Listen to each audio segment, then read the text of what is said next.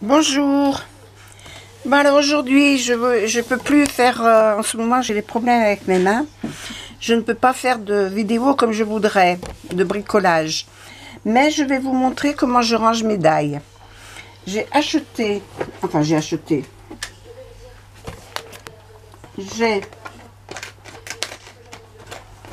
alors j'ai des trucs qui se baladent, il faudra que je les range. Je récupère les cagettes de mandarines.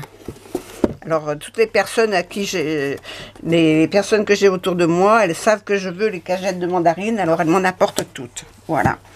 Je ne mange pas que des mandarines, d'ailleurs, je n'en mange pas du tout. Mais on m'en donne. On me donne les cagettes. Dans ces cagettes-là, je pose mes dailles ainsi. Oh là là là là. J'ai mal à mes mains, alors c'est pas évident.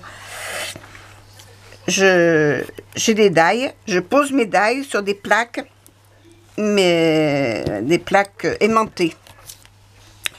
Je les achète. Alors là, il me manque des choses parce que je vois que j'ai des choses qui sont tombées. Ça vient pas là. Donc, hop, hop. J'achète des plaques comme ça. Elles vont dans une petite valise qui a une poignée là. C'est pour ça qu'il y a un décrochage. Mais j'achète pas les valises. Moi, j'achète que les dailles, que les plaques. En principe, c'est des lots de 3. Elles sont bien pratiques parce que l'aimant est puissant. C'est mieux que les feuilles légères qui se tordent dans tous les sens, que l'on achète dans les magasins de bricolage et qui ne tiennent pas les dailles, elles tombent toutes. Voilà. Donc ça, au moins, ça tient. On peut le secouer, on peut faire tout ce qu'on veut, ça tient. Ensuite, je range tous mes dailles là-dedans. Oui, je pose mes dailles déjà là-dessus. Derrière, je mets la photo de ce que ça représente. Voilà, fini. Comme ça, ça permet de mieux voir pour pouvoir prendre les papiers que l'on veut. Ensuite, autour de chaque daille, je fais un dessin pour mieux gérer le problème. Parce que vous voyez, j'ai une... Je ne peux pas l'attraper. J'ai une plaque là qui est tombée. Je vais la retrouver, je sais où ça va aller. Mais en sachant, je sais avec quel ensemble ça va. Au moins, je suis sûre que pour ce die-là, pour cette boîte-là, il me faut tout ça. Voilà. Et je les mets en quinconce dans mon plateau, de façon à mieux les attraper ici. J'espère que vous voyez bien. Alors, derrière, toujours la photo de ce que ça donne. Parce que quand on le voit comme ça, on ne sait pas trop ce que ça vaut. En plus, ça me permet de ne pas perdre les plus petites pièces. Voilà.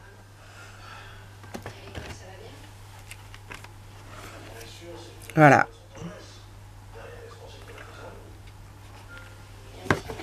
Et je les range comme ça, en quinconce. Voilà, ça vient là. Vous voyez, là, il me manque un morceau. Et bien, il est là. Donc, je vois tout de suite qu'est-ce qui me manque.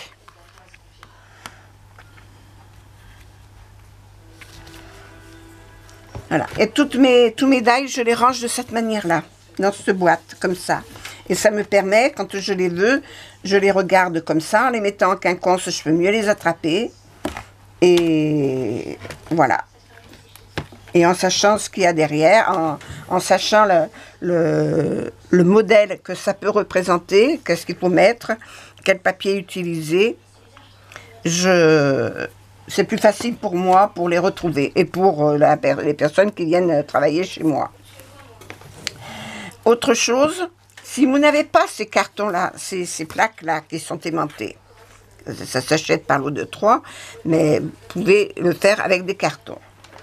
Ce que vous faites, vous pouvez acheter dans le commerce les plaques qui sont souples. Vous les collez sur un carton, comme moi. Vous voyez, je les collé. J'ai mal aux mains, alors je ne veux pas faire ce que je veux avec mes doigts. Vous les collez sur le carton. Un carton assez épais, parce que celui-là, il fait 2 mm. Et dessus, vous mettez une feuille de papier blanc. Et vous mettez vos dailles dessus. Comme ça, c'est rigide. la plaque aimantée, elle est plus souple, elle est moins souple, et au moins le die il tient mieux dessus. Voilà. Vous pouvez faire comme ça. Et derrière, je colle toujours mon modèle. Et c'est vrai qu'avec les cartons, ça tient bien. Alors vous pouvez prendre des cartons d'emballage, des vieux calendriers, les trucs comme ça. Voilà. Et moi je range tous mes die comme ça. Et les contours pour pouvoir mieux les gérer. Au moins je sais, chaque chose est à sa place. Comme pour les bricoleurs qui font ça sur leur tableau pour ranger leurs outils. Alors vous voyez, quand ils sont nombreux comme ça, pour en séparer deux, c'est un peu galère. Surtout que moi là en ce moment, ça, c'est pas la joie. Voilà. Alors quand ils sont en quinconce, je les gère mieux. Mince, c'est pas ça que je voulais faire.